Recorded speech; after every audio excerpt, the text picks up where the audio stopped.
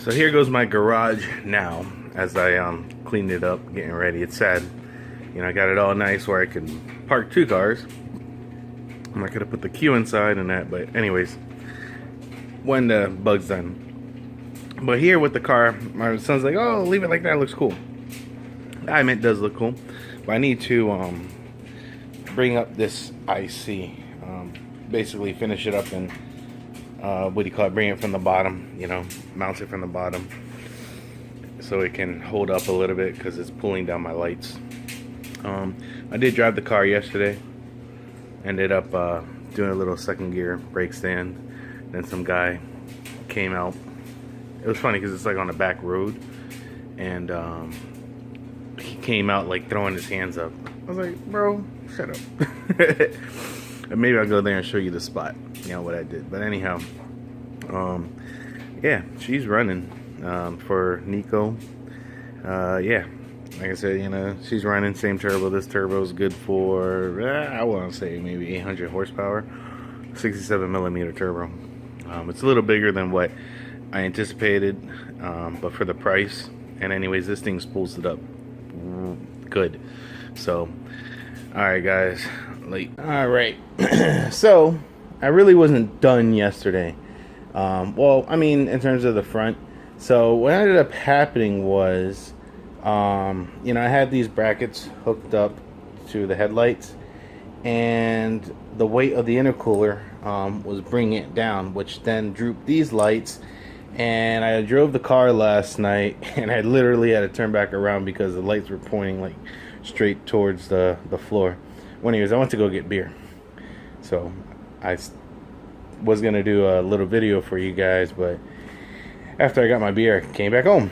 Then I also had another little, you know, what years? This is a 93. This is a 25-year-old car, right?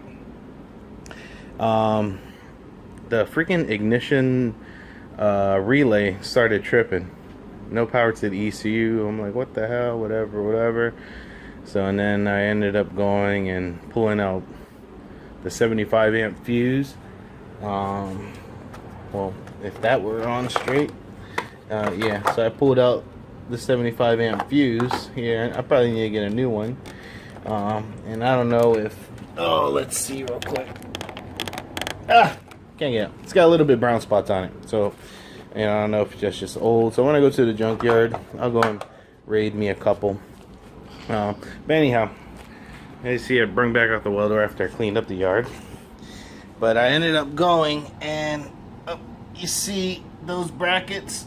So I came off of the radiator bracket and welded out a piece to bolt up this guy. So now it's got support underneath.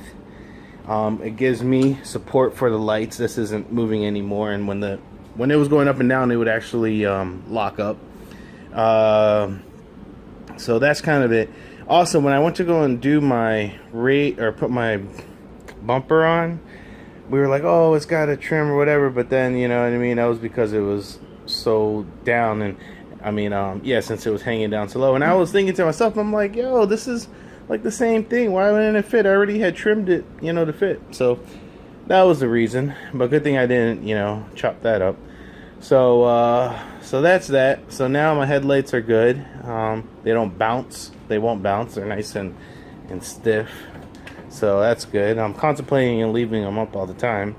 But that's it. Then you come out here, and that SoFlo Culture, whatever, is, you know, the other thing that I wanted to point out. I don't like how high the intercooler's sitting, because I know it's not gonna be, you know, like getting all of the air dam.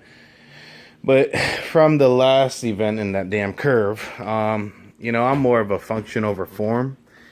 Now, functionality wise, you know, you kind of want more air to get through the intercooler. So I know there's probably gonna be air getting underneath the intercooler, if I remember how I had, you know, it was set up before.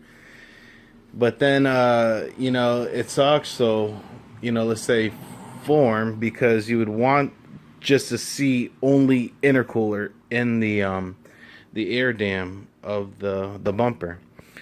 Now that kind of gets me back to the function part, because if it's so damn low and I hit something in the road, I'm kind of assed out.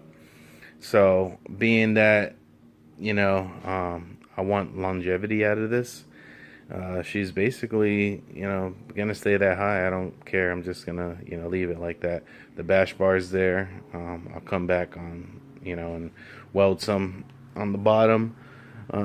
At least it's pretty cool, like with this whole thing. And I think I'm gonna leave it like this. I'm not gonna join up, because you see how there goes the feeds. But I was gonna join that up, but it was so much easier just taking out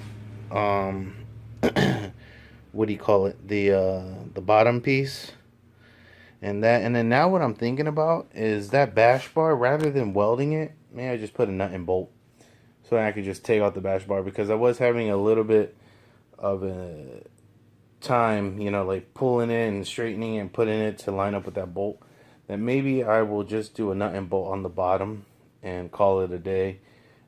Just come out with a nut and bolt on that bottom plate that you see right there, come out from underneath, and then just come straight up, and then, you know, run another one across. So I just basically square down there, and that bottom one I'll do is the little lip, you know, support for the lip. So all right, that's it. All right, so this was the scene yesterday. Yeah, you see those tire marks there? That was me. I got someone behind me, so I gotta go. But anyhow, yeah, driving into the queue. But what do you call it? Yeah, that was where I was yesterday. I was heading back the other way. So anyhow, like.